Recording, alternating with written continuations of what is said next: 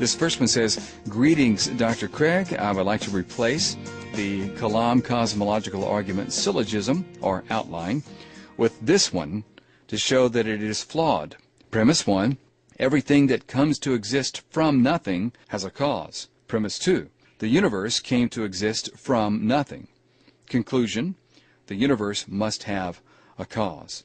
Now we can see that the argument fails because we don't know that the first premise is true. Indeed, quantum mechanics suggests that strict causal relationships break down at the quantum level. We also don't know if premise 2 is true, so therefore the Kalam cosmological argument fails because it changes the meaning of begins to exist midstream and hides it in the language. Well, quite a mouthful there.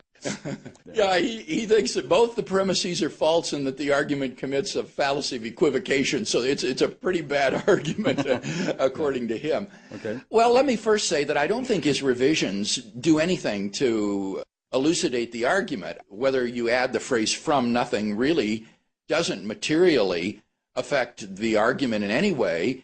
And in fact, I would agree that his argument is a sound argument, that anything that begins to exist from nothing has a cause, that the universe began to exist from nothing, therefore the universe has a cause. I think that both of the premises are true and that the conclusion logically follows. Now, his refutation is the old appeal to quantum mechanics to say that in quantum mechanics things begin to exist from nothing, and that's just patently false.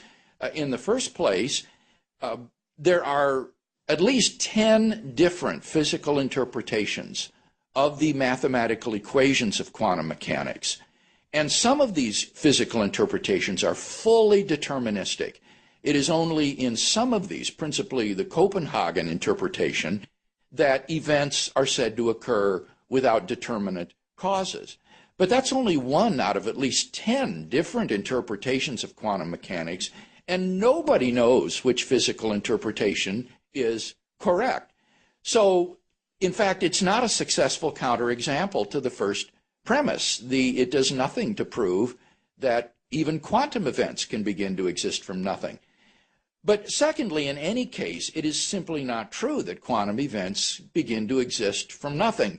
These events are the result of fluctuations in the quantum vacuum, which is not nothing. When these virtual particles, for example, form in the vacuum, they are fluctuations of the energy that is locked up in the vacuum.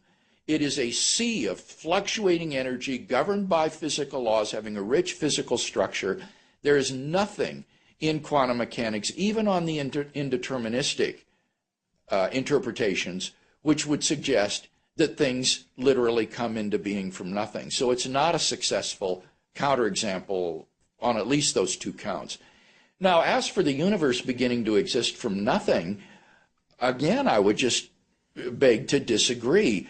Speaking again scientifically, in the standard Big Bang model, the universe most certainly does come to exist from nothing, in the sense that you arrive at a space-time singularity at some time in the finite past, before which literally nothing existed. That is to say, there was not anything prior to the singularity.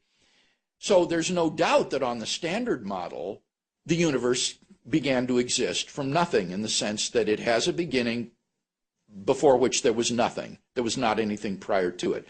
Now the question then really is the standard model correct in this prediction? And I think theorists have been able to show that by marrying quantum mechanics with general relativity, we can construct models of the universe which can avoid the initial singular point, so that the universe doesn't begin to exist at a singular point in the past. But none of these models can be extended to the infinite past.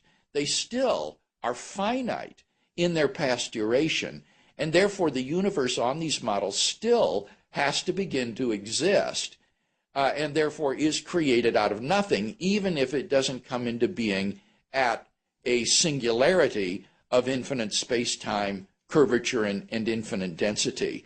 So I do think that both of the premises of the argument are plausibly true. Now, does it commit an equivocation in the word begins to exist? Well, not at all. We can give content to the notion of beginning to exist, we can say that X begins to exist at t, sometime t, if and only if X exists at t, and there is no time prior to t at which X exists.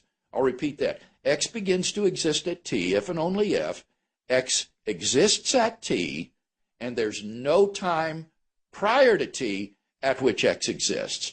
That defines a univocal sense of begins to exist, which works in that argument and would show that there's simply no fallacy of equivocation going on. So I think his refutation is really quite without merit.